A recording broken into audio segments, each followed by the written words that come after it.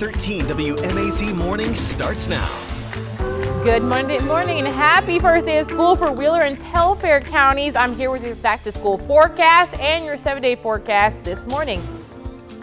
Plus, COVID-19 safety measures now coming to part of one major U.S. company, how masking up could affect some Amazon workers. And over 800 storage units could be coming to Macon, the area where they would go, and what planning and zoning we'll talk about today. Last year, David Perdue Elementary School started a cancer donation drive in memory of two former students. I'm going to tell you all about them in just a few minutes. Well, good morning. Happy Monday. Stop what you're doing for a second and take a look at this beautiful sunrise over Dublin this morning. What a great way to start off your Monday in the work week. It is 6:30 August 9th. I'm Caitlin Heck.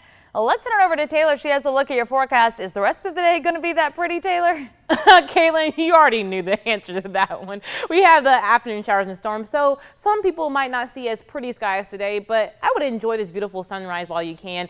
Dublin sitting at about 72 degrees for your sunrise. Remember, sunrise is getting later. Humidity is not as bad in Dublin, 88%. We have seen about 99% and 100% for some of the other places around the area. Current visibility is we're still struggling in Dublin and still struggling in Eastman. Eastman, you're down to about 0.7 of a mile. So again, if you're in there and you're going through the fog, use your low beams and take your time on the roads. Current visibility right now sitting in the 70s, 71 for Macon, 72 for Warner Robins, 71 for Gordon, 71 for Milledgeville. So a very typical summertime morning, especially because we have all that humidity and high dew points. So a very sticky morning for you, and that will continue through the afternoon. In a few minutes, I'll talk about the summertime pattern and the chance for afternoon showers and storms today.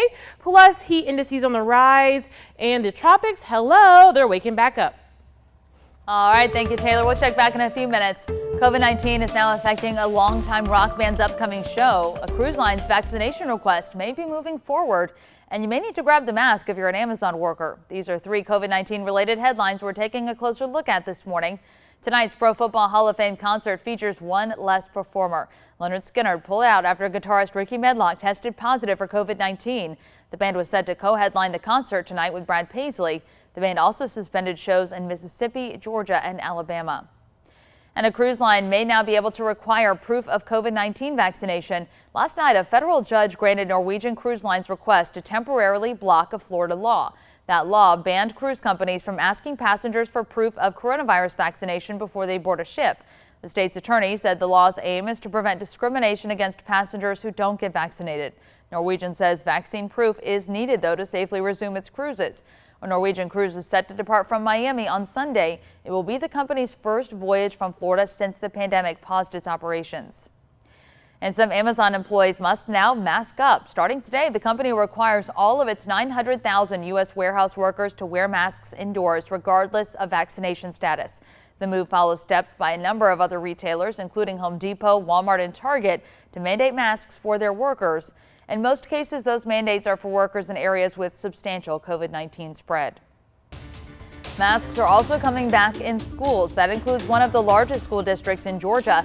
Today, Fulton County students head back to the classroom. Most of them must bring face coverings. The school district recently announced a new mask policy. It's not a blanket mandate, but the school system said it would apply to schools and facilities where the rate of infection exceeds 100 per 100,000 people.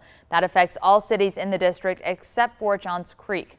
The policy requires masks for all students, personnel, and visitors, regardless of vaccination status. Fulton County School District says they are making mask decisions week by week. And coming up in a few minutes, we'll take a look at 3 Central Georgia districts heading back this week and their mask policies. And now to 2 other headlines from across the state. 2 Georgians are among 6 killed after a plane crashed in southeast Alaska. According to the Associated Press, the sightseeing plane went down on Thursday. The flight was returning with 5 passengers to Ketchikan from a tour of Misty Fjords National Monument when it crashed. You're looking at video of the Ketchikan area.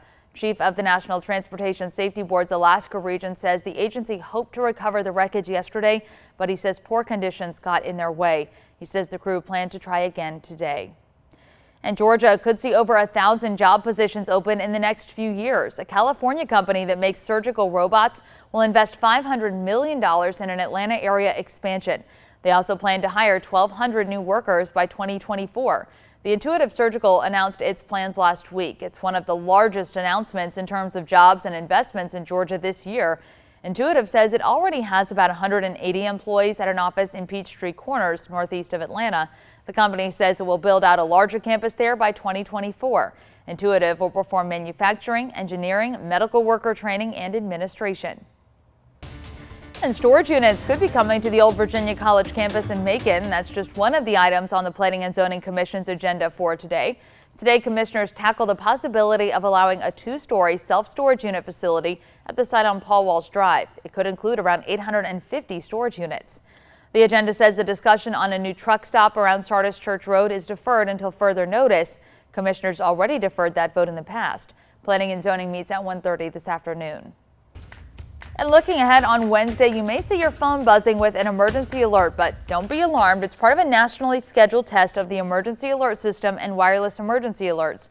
The Federal Emergency Management Agency, or FEMA, says the alert will ring out on TVs, radios, and cell phones this week.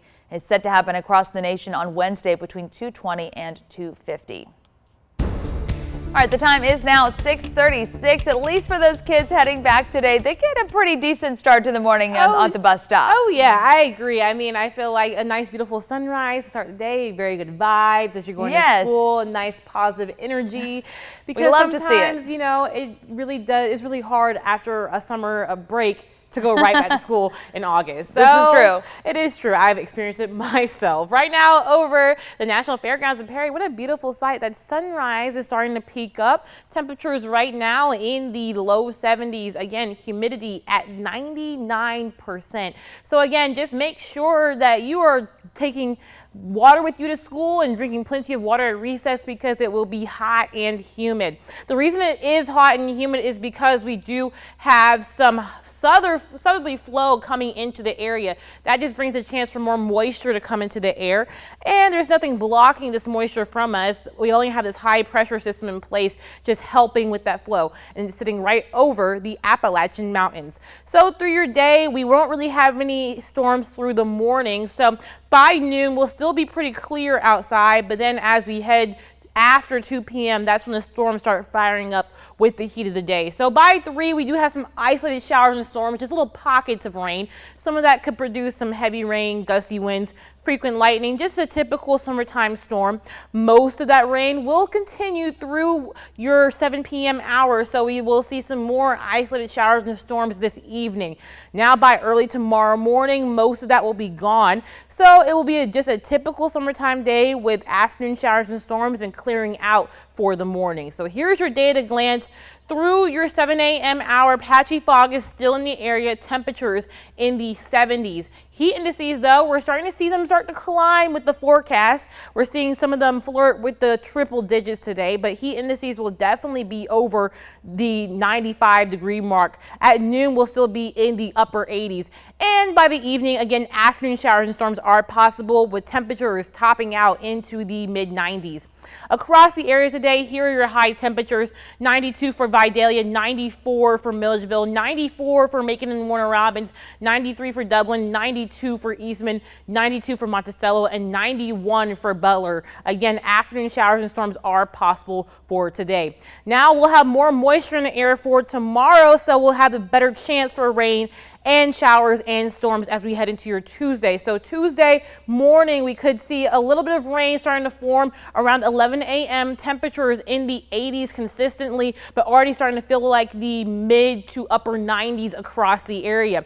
Then for your afternoon hours, we have a better coverage of rain for your Tuesday. By 4 p.m., Macon already feeling like 102 degrees by 4 p.m. So again, make sure you're listening to your body, drinking plenty of water, and taking frequent breaks through your Tuesday. We're also looking at these storms in the Atlantic. This one in yellow has a 30% chance of development over the next 5 days, but that will actually start to weaken over the next few days. So we're not really concerned about this one as much. The one we're concerned about right now is this one in orange. This one has a 60% chance of development over the next 5 days. It is forecasted to go straight through Cuba, so we're going to keep an eye on it because it could start to wade in the Gulf of Mexico and maybe possibly pose a threat to the United States. Now, again, this is all in the forecast, but we'll keep it and we'll keep an eye on it as we head through the next few days.